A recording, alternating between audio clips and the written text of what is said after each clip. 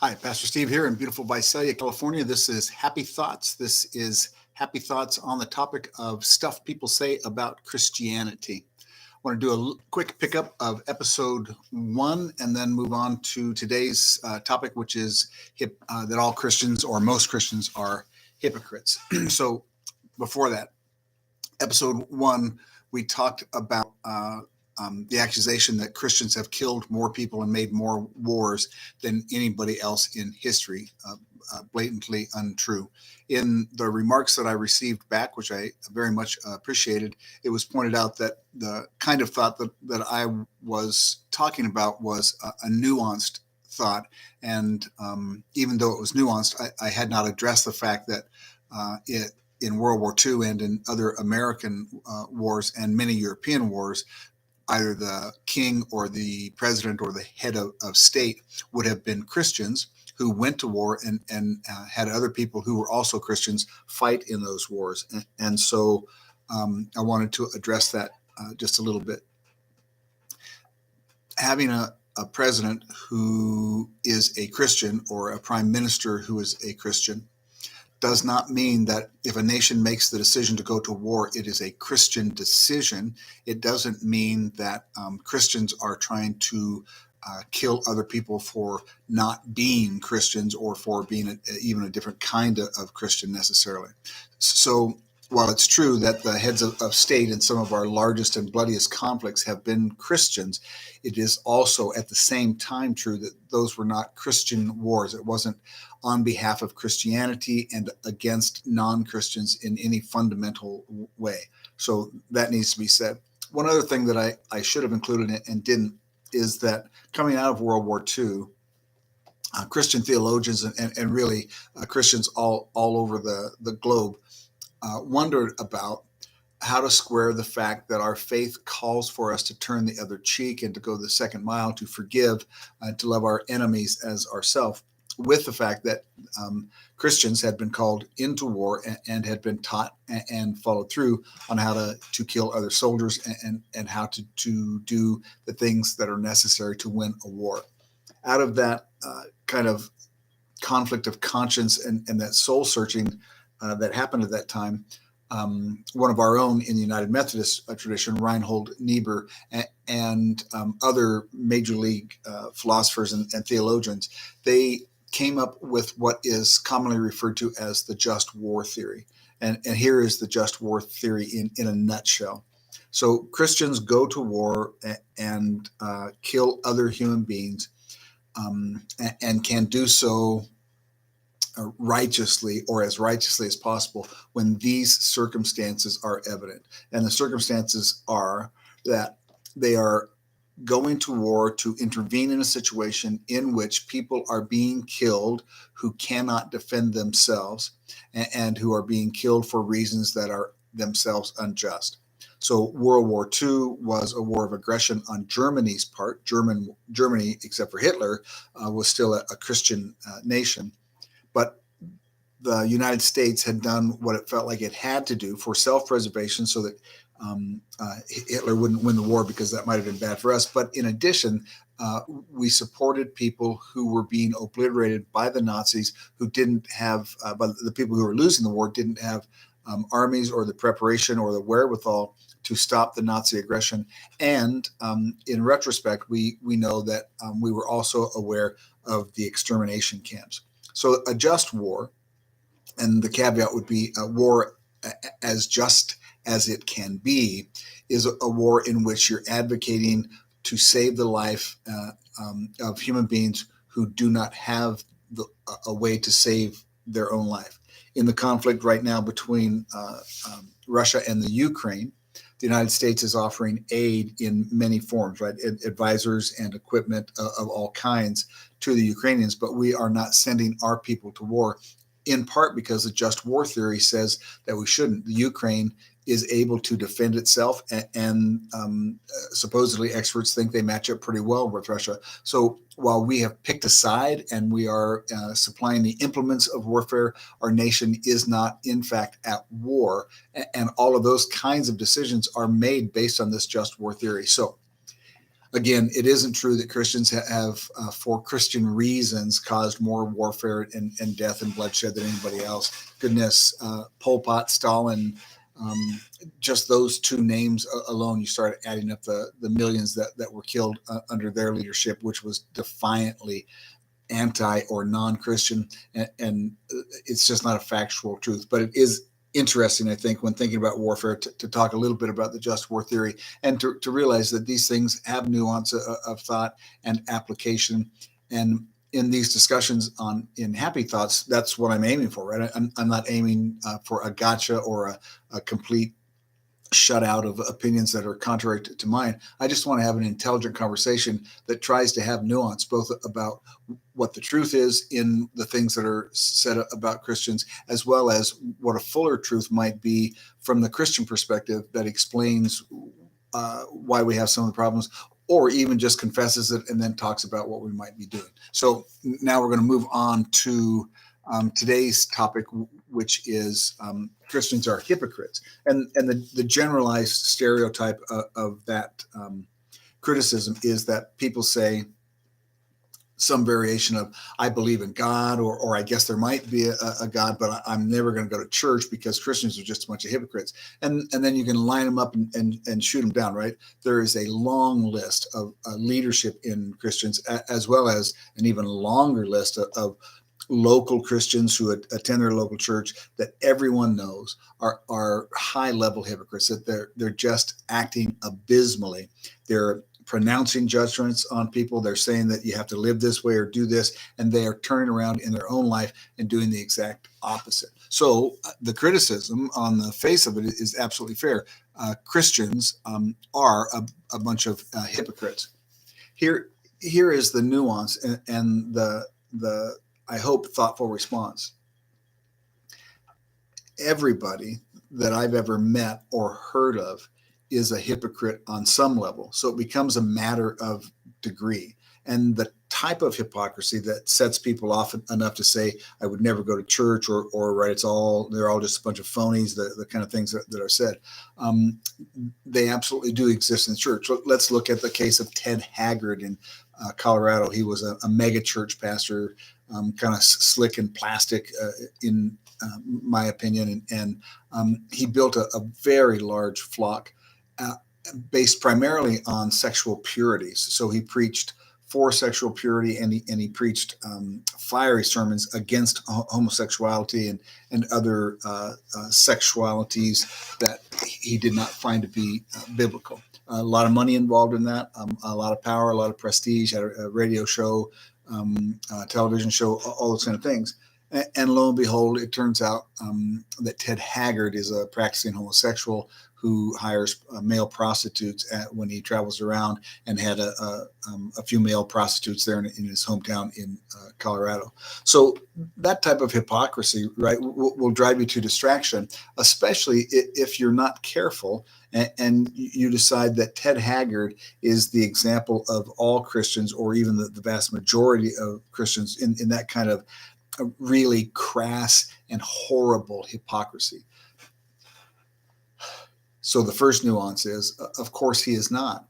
In the first place, in the history of Christianity and in the practice of Christianity, though we pay most attention to the megachurch pastors, the vast majority of practicing Christians do not go to a megachurch and don't want to go to a megachurch. They don't want a superstar pastor. They don't want the kind of the Hollywood style of Christianity. So most Christians don't have leadership or individuals who delve at that horrific level of hypocrisy, that absolute tainted and dishonest ways of leading in the church. Secondly, though it happens in the church, and it does happen in the church, and it is reprehensible, it happens everywhere and without exception. There's not a system, there's not a group of people, there's not an individual, again, who isn't a hypocrite. Let's look at politics and apply the same logic that people want to apply to Christianity. Here in California, we have Governor Newsom, and he's a fairly popular governor. During the COVID shutdown, he was really hot and bothered about if you don't wear your mask, and if you don't social distance, and if you're still going out into public, and those kind of things, you're as good as a murderer, right? You're putting at risk the lives of other people. He was very hard, very harsh, very pointed. And he was winning votes and applause and approval by people who really bought into the whole COVID protocol type of thing. So he's a politician, and he is prostituting himself by the message he gives. He's calling out people who aren't likely going to vote for him anyway. It's mostly conservatives, not all, who had problems with some of the COVID restrictions here in California, right? So it's a win for him. It brings in campaign money. It makes him popular. It gets him on TV and in the papers every day because he's a righteous warrior for justice and truth in the American way. And then they find Gavin Newsom in the middle of COVID at a very expensive restaurant in wine country here in California with a couple hundred of his closest friends, not a mask to be seen, no social distancing at all, because they could afford it. And because they wanted to do it, they broke every protocol that the state of California demanded legally be followed by the rest of us. So Gavin Newsom is a hypocrite on the level of hypocrisy that I have talked about before, Ted Haggard and other famous pastors that have fallen. But I did not hear the same people who are wont to say they want nothing to do with the church or with Christianity because everybody's a hypocrite. I didn't hear any of them say, you know what, I'm giving up politics. I'm never going to vote again, right? I can't stand to be associated with a political party, left or right, in which hypocrisy at that level and that horrific crassness exists. So I'm giving it all up. And they don't give it up. They didn't give it up because people care a whole lot less about the hypocrisy of folks with whom they are in general agreement than they do about the hypocrisy of people with whom they are not in general agreement. I've just described for you the political system of every nation that has fair and free elections. The whole political game is to try to pin more hypocrisy and dishonesty on your opponent than can be pinned on you. Somehow that makes you morally superior enough to garner votes for people. People don't quit politics. They don't give up politicians. They don't give up political parties because of hypocrisy of the leadership. And they also don't do that because of the hypocrisy that goes down through the ranks, down to the lowest level of city council, etc. Politicians are by their nature full of hypocrisy because they make laws telling people how they have to live and then systematically break those laws, whether they're laws of finance and personal enrichment, or whether it's the COVID type of thing. It happens all the time, but nobody quits politics over it. So to be reasonable and to be fair, when the charge is leveled against Christians about all the Christians are hypocrites, or just look how many of their pastors are hypocrites, etc., the question should be asked, or can be asked in a dialogue. Well, why? What is the mechanism by which you make the decision that Christianity itself is false and all Christians are either liars or fools, and that somebody with your high moral standards can't stand to have anything to do with an organization or with a view of life that Christians have because they are less than perfect, because they have hypocrisy on the level that I've described with Ted Haggard, and on every other level you can have hypocrisy. At what point do you make a decision to put up with the fundamental fallen nature of human beings because the cause that they are using to gain through their own hypocrisy is still a cause near and dear to your heart, even if they are muddying the water a little bit? Well, for most of us, right, that varies according to our own needs and wants and our own value systems. So when people say all Christians are hypocrites, that's why I want nothing to do with church, right? I'm just much too good for that, just much too smart to be pulled into that money-making, bunch of magic-thinking criminals. What they're actually asserting is that they're so morally superior to Christians that they are too far advanced in their moral superiority to have to waste their time with people who are grubbing along and really barely making a positive moral statement. That kind of arrogance and that kind of thoughtless criticism and that kind of finger pointing is egregious, and it's harmful to Christians. It's also harmful to people who get on their high horse and think that way. Now, I say that knowing lots of Christians act exactly the same way, and that's my point. It's odd, but consider this. It is the height of hypocrisy for someone to say about Christians that they're so hypocritical, so fallen in their nature, that that person wants nothing to do with anything having to do with Christianity. Wow, for a hypocrite to be calling out hypocrites for being hypocrites is hypocritical. At some point, you have to come up with a better reason. You don't have to, but you should come up with a better reason and express yourself better in talking about Christianity.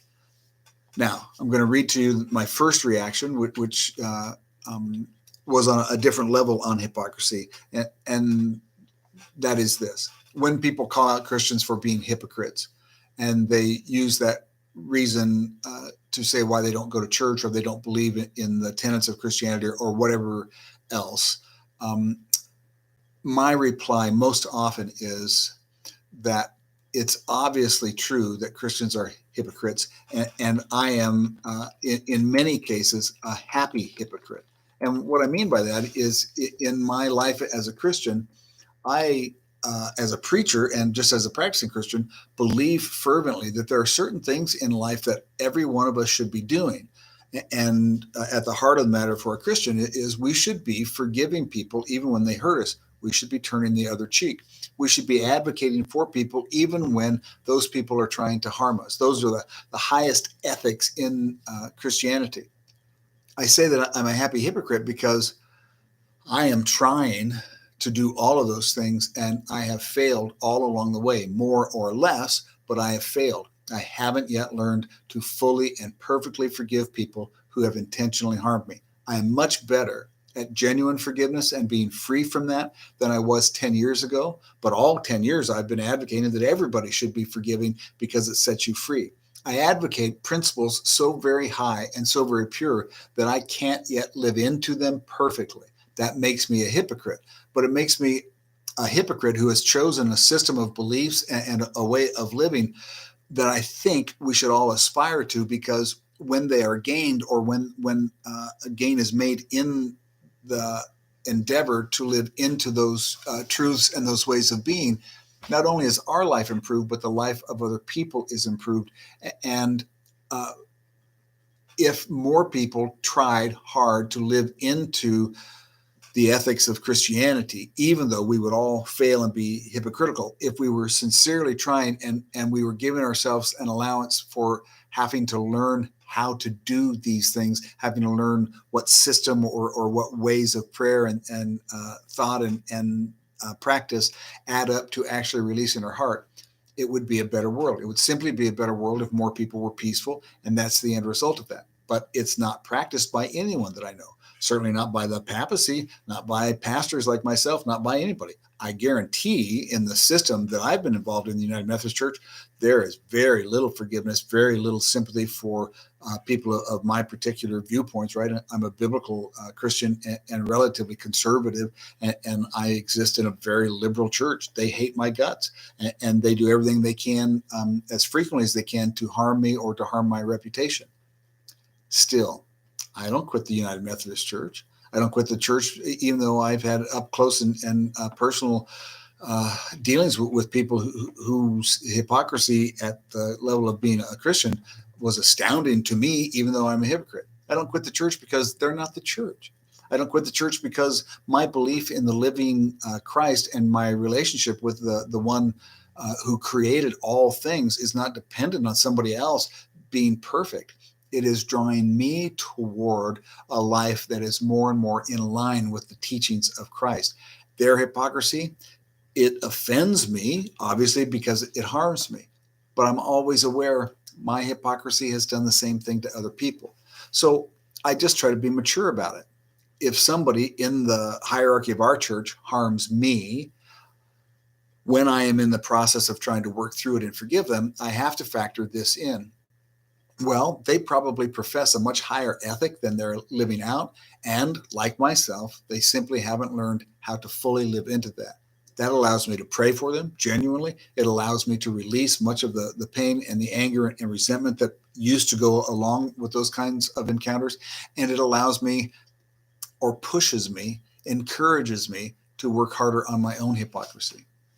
So, stuff people say about Christians, right? They're just a bunch of hypocrites and liars, and I want nothing to do with people like that. Wow. Honestly, right? In any honest assessment and breaking down of what that means, what you end up with is a person whose arrogance is startling.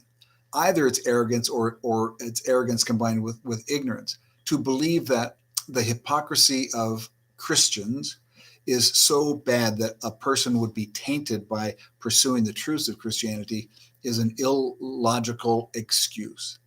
When people tell Christians, tell you, if it's family members or whoever, right, that Christians are just a bunch of hypocrites, I wish that you would try to have this conversation and find out, what are you talking about, right?